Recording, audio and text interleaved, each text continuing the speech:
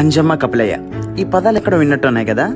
మనం చిన్నప్పుడు 4వ తరగతిలో తెలుగు పుస్తకంలో చదివిన అంజమ్మ కపిలయ్య ఉపాయం కదా. మళ్ళీ చెప్తే వినేయండి.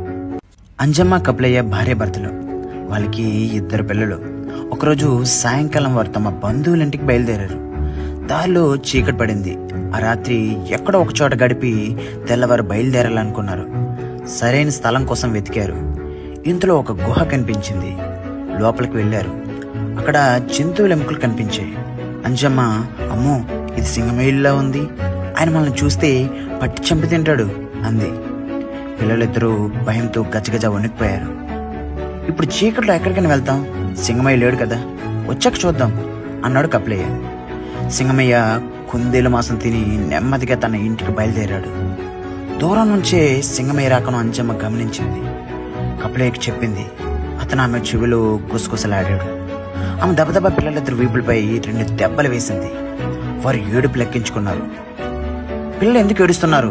సింగమయ్య వినేలా బిగ్గరగా అడిగాడు కపిలయ్య. పిల్లలు మాంసం కావాలని ఏడుస్తున్నారు, గట్టిగా జవాబిచ్చింది అంజమ్మ.